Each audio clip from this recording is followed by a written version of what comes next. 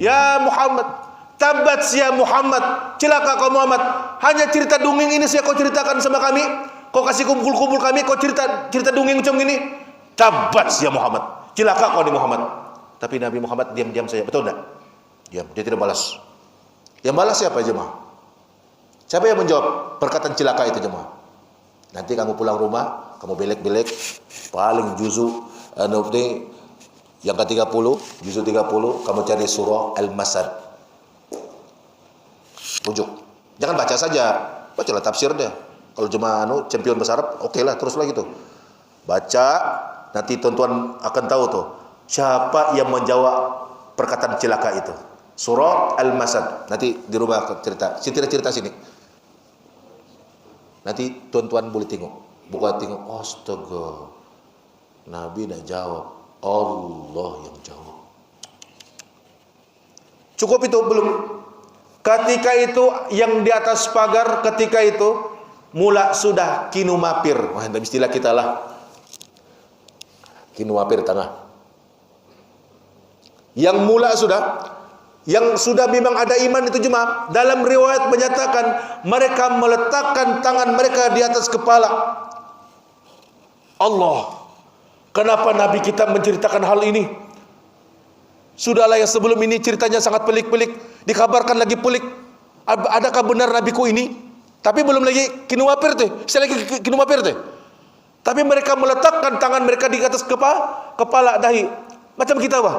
Kurakan manu tu kita, ya Allah. Di mana kita simpan? Di kepala?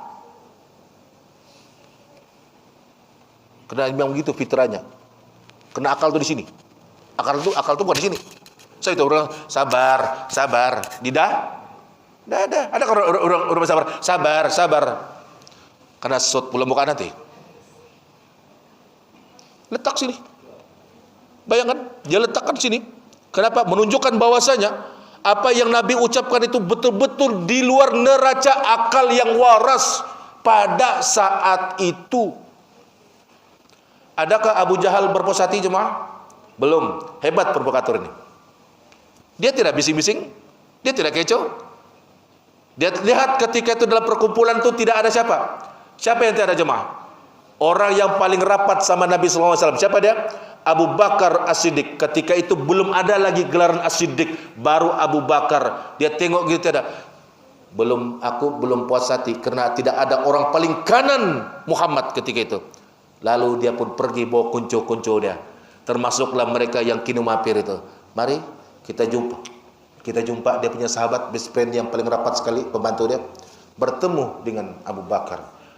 Abu Bakar, come. Bertemu. Abu Bakar, kau sudah bertemu dengan Muhammad? Best friend kau? Belum. Kau sudah dengar cerita? Belum. Ku ceritakan. Sekarang ini kabarkan kepada Abu Bakar tentang apa yang telah diceritakan Muhammad sama kita. Lalu orang itu pun mengkabarkan tentang bagaimana Nabi Muhammad peristiwa Isra wa Mi'raj itu.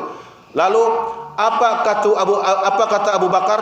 Ku singkatkan saja dalam cerita itu. Kata Abu Bakar, jauh daripada itu lagi aku percaya. Sedangkan Abu Bakar itu tidak mendengar pun daripada mulut Nabi. Yang dia dengarin daripada orang yang mulut tidak boleh percaya.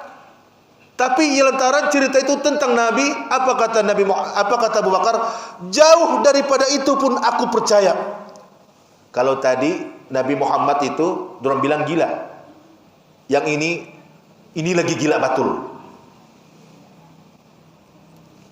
Jemaah, itu kronologi bagaimana Allah Subhanahu wa taala menurunkan ayat yang pertama dari surah Al-Isra, surah yang ke-17, juzuk yang ke-15, memiliki 111 ayat. Dalam surah Al-Isra yang pertama itu jemaah, ini baru kita mau cerita nih jemaah. Boleh lagi Datuk 10 kali ya. Jemaah sudah paham tadi kronologi itu, cerita tadi itu? Paham kan? Sekarang baru kita masuk, baru kita coba tadabbur ayat yang pertama surah Al-Isra ini jemaah. Allah Subhanahu wa taala memulakan ayat itu dengan kalimat subhana.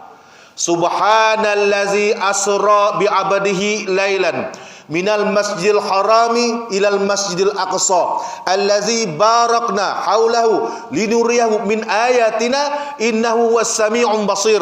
Allah Subhanahu wa taala memulakan ayat itu dengan kalimat subhana, maha suci Allah. Kenapa Allah Subhanahu wa taala memulakan kalimat dengan subhana? Karena Allah Subhanahu wa taala sudah tahu bahwasanya peristiwa Isra wa Mi'raj itu benar-benar tidak di luar batas pemikiran manusia yang waras. Kalau yang gila, nunu lagi. Yang waras seperti Abu Jahal pun tidak boleh terima, apalagi ulun buyun. Maka sebab itu Allah Subhanahu wa taala memulakan kalimat itu dengan subhana. Ini menunjukkan jemaah, perjalanan itu bukanlah perjalanan biasa. Perjalanan itu adalah perjalanan ketuhanan. Apa buktinya?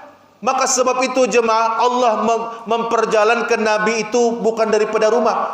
Kalaulah perjalanan daripada rumah itu perjalanan manusia biasa seperti kita jemaah. Maka sebab itu Allah Subhanahu wa taala memperjalankan baginda Nabi Muhammad sallallahu alaihi wasallam bermula daripada Masjidil Haram menuju ke Masjidil Aqsa. Maka sebab itu jemaah yang dimuliakan Allah Subhanahu wa taala, kenapa Allah memulakan dengan kalimat subhana? Allah Subhanahu wa taala mau mensucikan dirinya daripada sifat-sifat kelemahan. Allah Subhanahu wa taala mau mengajarkan kepada kita, menanamkan keyakinan Allah itu maha berkuasa, Allah itu maha kudrat, Allah itu maha berkendak, Allah itu bersifat ilmu, Allah maha tahu, Allah itu a'zamah.